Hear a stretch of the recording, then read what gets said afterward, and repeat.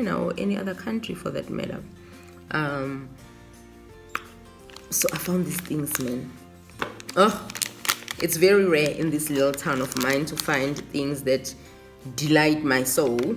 I'm talking about junk. Okay, so I found these. These are like good, very good. So I'm happy about them. So forgive me if I'm eating while I talk to you. I'm excited. Okay, so let's start. Who really should be trying to get a job in another country? If you need change, you feel your life is stagnant, has not moved for a while, you just need change. You know it in your heart of hearts that, you know what, enough is enough, it's time for change. Then you are that person.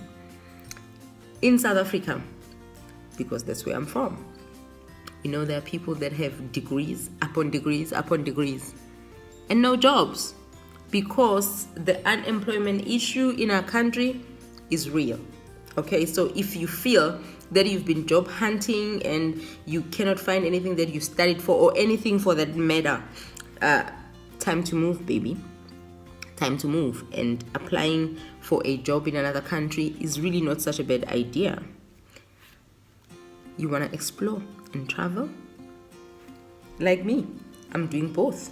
I'm excited for the change, and I'm also exploring and traveling. It works perfectly well.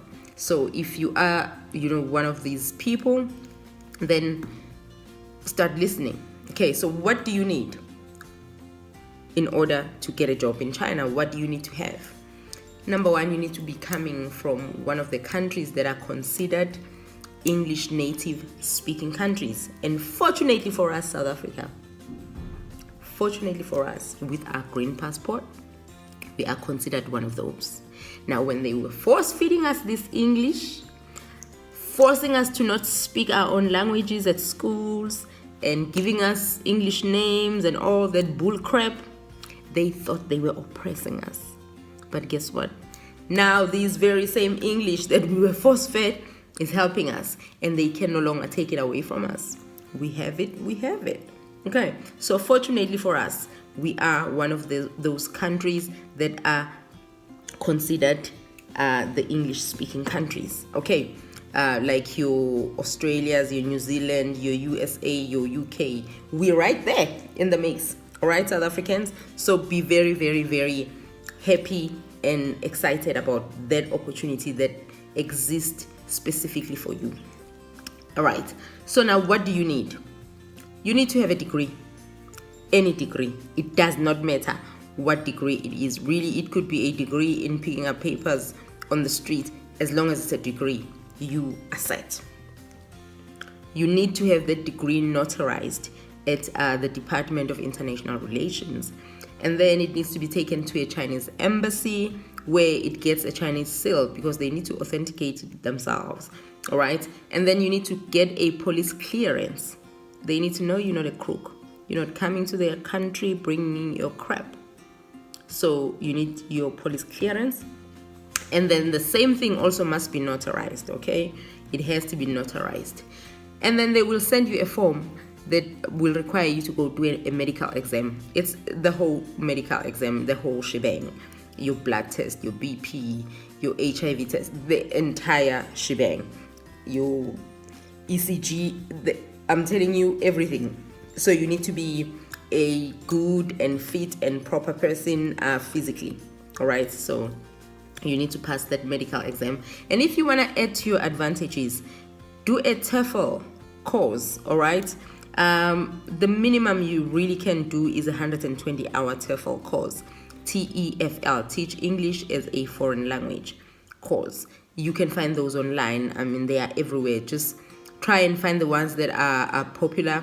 I have one. I got mine from the Ireland Institute, right? Ireland Institute. So if you Google that, you can find it. And you can do a TOEFL so fast, all right? So quick, and get it over and done with. And it gives you that added advantage, because you can use it when you go to places like Korea. I mean, you can use it in so many different places, and it really helps with the knowledge, especially if you do not have teaching experience. Fortunately for me, I had lectured before, so I did have teaching experience, but I still wanted a TOEFL just to have that added advantage. All right, now when you decide to start applying for jobs, here are the sites that I personally have used. ESL Rock, ESL Rock, ROK, right? And I've also used Dave's ESL Cafe. Dave's ESL Cafe. Try and upload your CV. Actually, my friend Roberta specifically insisted that I upload my CV, and when I've done the uploading, when I tell you that my inbox was flooded with people who were looking for candidates, it was flooded. So there's no excuse for you to say you cannot get a job in China, Korea, or Vietnam, or Cambodia. Jobs are there, they are available. So please, enough with the excuses. This year we are just no excuses, none. All right, so now when you start applying for jobs, you're gonna get all kinds of offers, from small money to big money, more hours, less hours, part-time, full-time, online, the whole shebang. So here's my advice to you. If you are new in this teaching thing, try and go for a public school. All right, go for a public school so that you can just grow gradually. All right, because in public schools, half the time you will have a co-teacher, like a Chinese teacher that works with you and helps you with the environment, the classroom environment, and the explaining to the children. So you will be growing in your new job, and until you are comfortable. So the public school will generally come with less money. Okay, that's the reality of the matter. But here's the deal. It's less money, but with all the benefits. Okay, you still don't pay for rent, you don't pay for electricity, and sometimes you don't even pay for your own food. So all the money that you make in China, I mean all the money that you make, is yours to save, spend, send home, whatever. It's your money. So that's the difference between China and South Africa. When you work in South Africa, I've heard people who say, no, I can only come if they pay me like 50,000 rand. No, ma'am. No. Let's just say you make the 50,000 rand in South Africa. How much is left in your bank account by the time all the debit orders are gone? That's the difference between me and you. I might not be making as much as you, but guess what? All my money is mine. Okay? Is mine. So I deal with whatever bills that I may still have, but it's not the transport like you. Transport in China, dirt's cheap. Food in China, dirt's cheap. Everything, literally cheap. Okay, so please, don't be alarmed if you get a lower offer, especially if you are new. Gain your experience first. Go to a smaller town, gain experience, and then move on to the bigger and better towns with bigger and better offers. That's what you do. Okay, so in China, you literally can make from like 8,000 RMB all the way to 35,000 RMB. And in other areas where they don't really offer you a place to stay, what they will do is give you the housing allowance as well. So you still don't have that bill that you would normally have in your own country. So that's really a big plus. Okay, so no rent, very low cost of living. You also, have efficient transport in China. You get an opportunity to travel to different areas in and around Asia, and even outside, because it's not as costly. I mean, I've traveled from home and it was so costly. So if you are going to be in China, you get an opportunity to go to all these Asian countries around China. If you are in South Korea, you do the same thing. So guys, please, this year, can we just Be consistent with sharing information that is useful, that is going to get us out of the ditches. The more people that have jobs, the better. You send money home, you educate another one, and they get out and go work in another country and educate the next one, until there is nobody that is not educated, that doesn't have opportunities to better their lives and depend on you, and you pay black tax and all that. We just trying to get rid of all the baggage, all the unnecessary things that we have gone through as black people. So please, guys, if you really don't think this information is for you, I know for a damn fact that there is somebody that you do know that needs this information. So please pass on the information. This is the year of sharing important information. We want everybody to have a job. We want everybody to live their best life. We want everybody to be happy. We are no longer content being the only people that are doing good. So guys, please share this information, share this video. Make sure that if people have questions, ask. I'm really willing to help wherever I can. Ask me questions. I will help you out. Okay, so this is me over and out, going to eat my chalk sticks with peanuts that I found in my little town in China. So yeah, this is it for today. I'll speak to you some other time. Peace.